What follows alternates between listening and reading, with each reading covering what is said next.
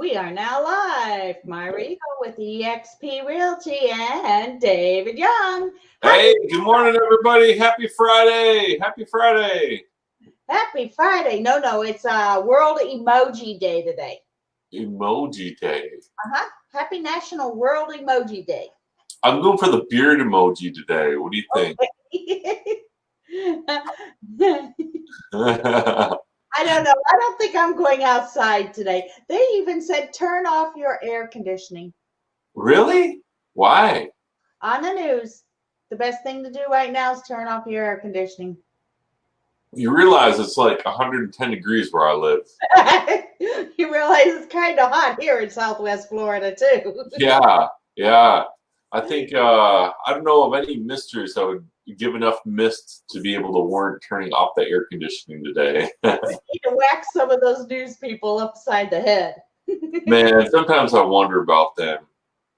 I like it because there was a news report the other day that said, hey, the Tesla Model 7, and it was a typo. There is no Model 7 yet, right? And so somebody called in to change the news story, and they changed the person that was presenting the news story, but they still ran it with all the wrong information a second time. So I thought that was kind of funny. News people, uneducated, just so you guys know, just so you know. And now killing people with heat stroke because you're telling them to turn off the AC. Yeah. I don't know whose agenda that's for, but who knows? Who knows? Oh, boy. So what tips, tricks, and more tips do you have for us today, Dave? So let's talk a little bit about self-employment, because that's huge, because we've seen a lot of people, not only are they self-employed, but there's been a huge paradigm shift post-corona where people are like, hey, listen, I've had a couple months off. I'm going to follow my dream and be self-employed and no more being, a widget in corporate America or whatever the case might be, right?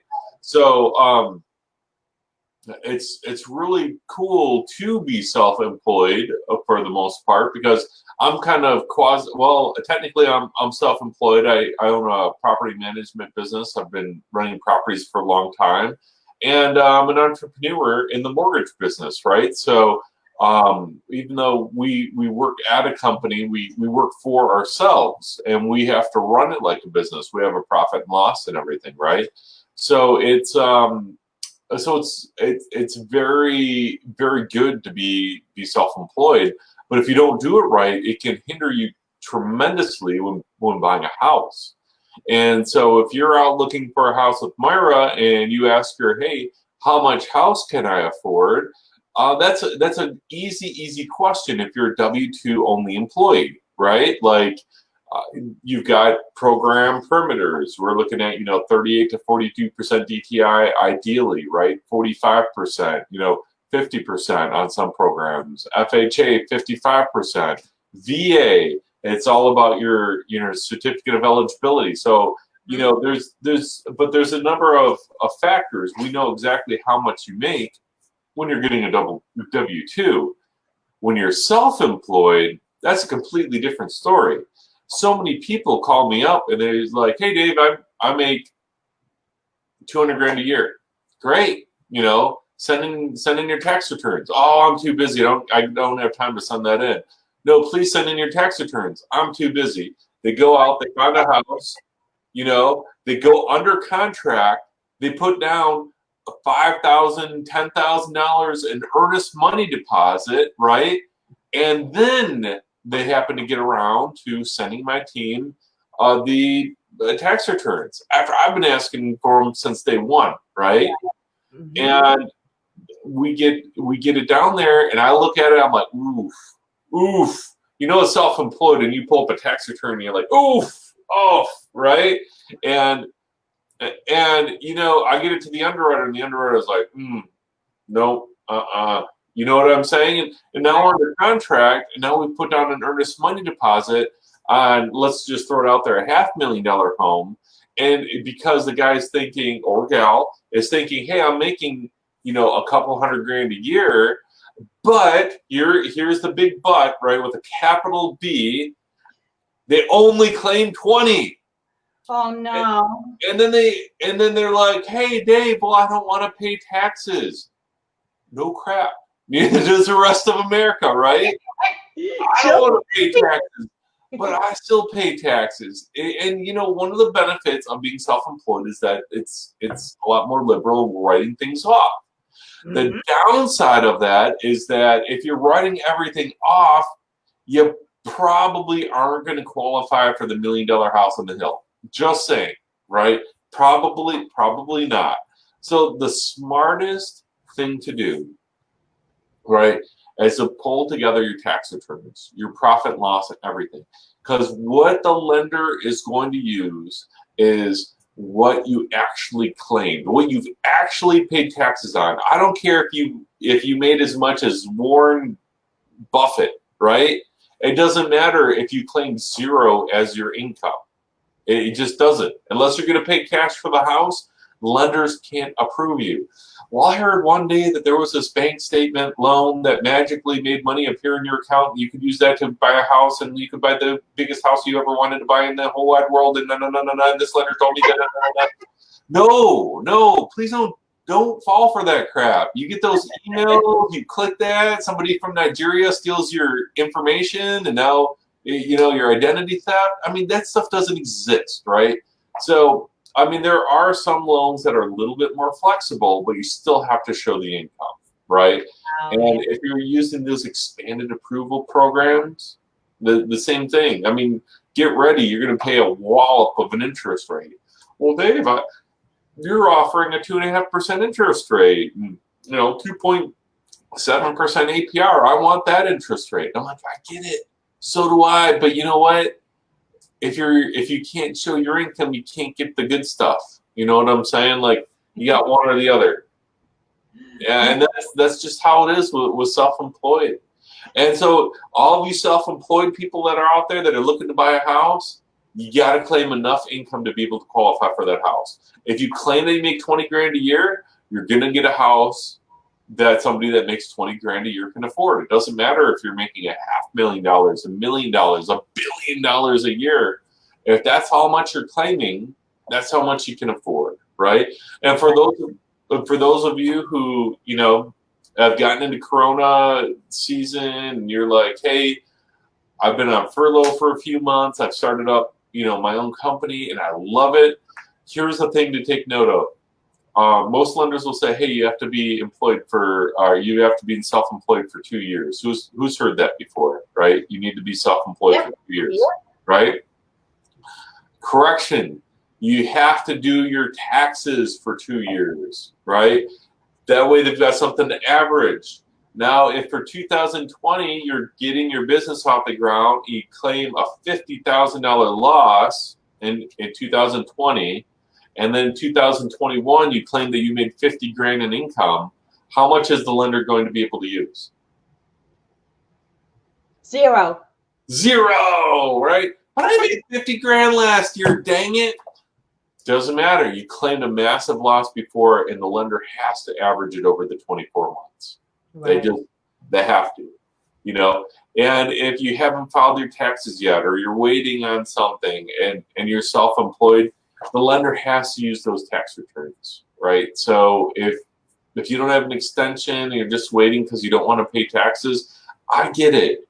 Like, nobody wants to pay taxes. It's the #1 biggest expense you'll ever pay that you'll never get any money back from. And what does the government do with that money? I don't know. I don't even care anymore, right? You know, I couldn't tell you, to be honest with you. So it's one of those things. Nobody wants to pay taxes, but if you don't pay taxes on it, you don't get to claim it for income. And so many people try to, like, but what if? There's no what if scenarios, right? Like, that's it. You know, there will be lenders out there that'll feed you like a whole bunch of stuff. You'll put down all this money and you'll lose it. And it's sad because I love self-employed people. Like, I think, you know, the entrepreneur is what built America, right? 200 years ago, it was all entrepreneurs up until, you know, corporations took over in the mid-1900s, right? Entrepreneurs built America. We love you guys, and I want to give you loans, and I want you to find I want you to find a house with Myra over here, but I want to be 100% crystal clear, and I want to set the right expectations because we don't want you out there wasting money or looking at a house that you're not going to qualify for. You know, you might think you do because you make a lot more money, but all those deductions, all those expenses, everything that you take off of your income reduces the amount that you're going to qualify at. It's considerably, like not just a little bit. I mean, a $500 car payment that you're writing off is $60,000 in purchase price typically. That's the difference between getting, a $200,000 loan and a $260,000 loan is that one car payment. But Dave, I only owe 10 grand on the car. It doesn't matter. It's whatever you write off, right? So it is. Yeah. It is. So I only own 10 grand. How does that impact me 60 grand on a mortgage? It just does. It's all about the debt to income. And that's why, claiming your income as a self-employed individual is critical when you're trying to purchase a home. So be careful for the next 2 years. Do your taxes properly and make sure your income shows high, above 50,000, right? Well, it depends on what your debts are, right? So sure that way you'll catch up the next 3-4 years after that.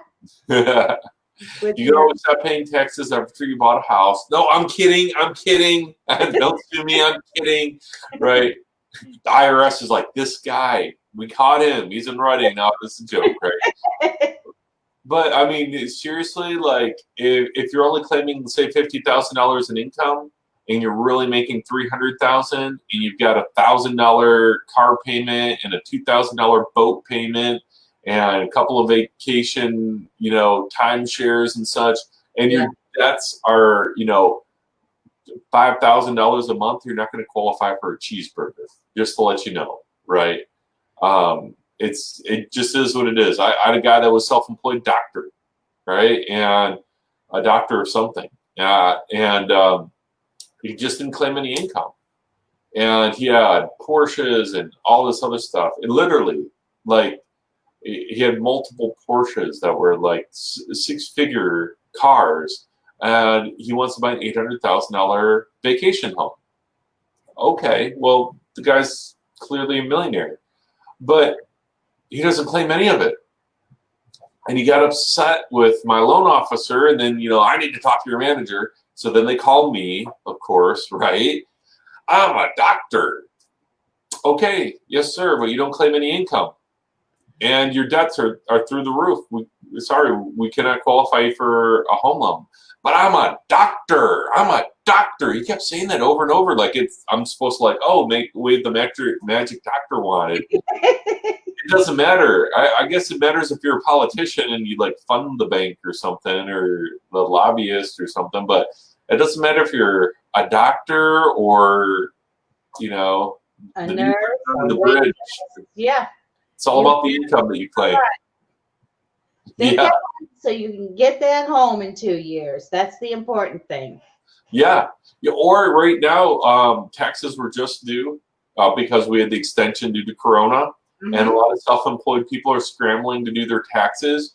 If you're looking at buying a house this year, ask your CPA. Talk to your CPA first. Say, hey, do I have to take this many write-offs? I'm trying to buy a house, right?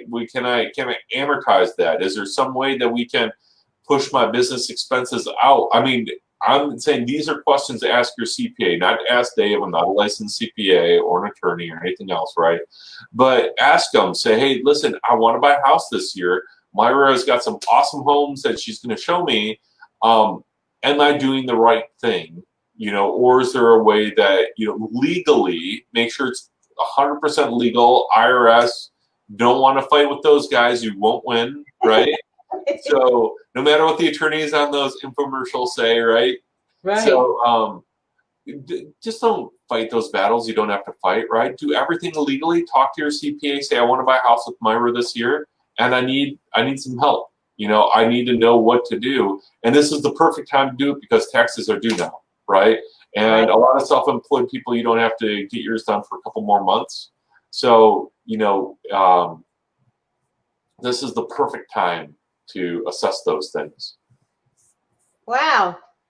That's some good information, Dave. Thank you so much.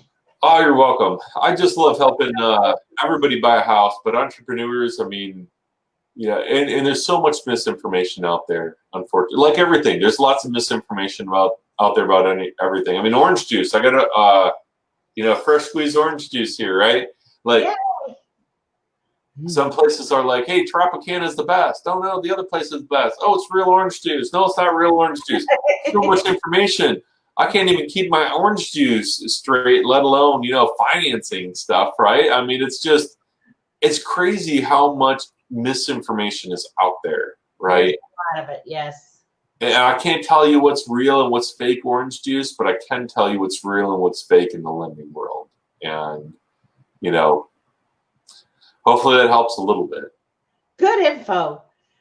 Thank Well, you. let's support those local self-employed small businesses. Everybody get out there and shake a small business hand. Yes. Let's help everybody who is self-employed right now, because there's so many just wonderful, good humans out there, and corporations are taking a lot of those loans and a lot of the financing and stuff. And so, support your local businesses. Go out, be safe. When supporting them. Right now, wear a mask. Hopefully that helps. I'm not a health expert, but hopefully it helps considerably. We can slow the spread, but we want to slow the spread while keeping our friends and family in business, right? And it's really the local small companies, not the big conglomerates, that serve you and America and provide jobs and provide just so many wonderful things. And most of the innovation in this country comes from small companies. Did you know that? Small Wow. businesses. I was reading a statistic that small businesses, not the large corporations with all their money, it's always the small people that have almost 90% of the innovation in America. Good. Yeah. Didn't you know that? That's good to hear. Yeah. So anyhow, get out there, support your small businesses. We love them. We love you guys. So Bye, everybody. thanks, Myra. Thanks, Dave.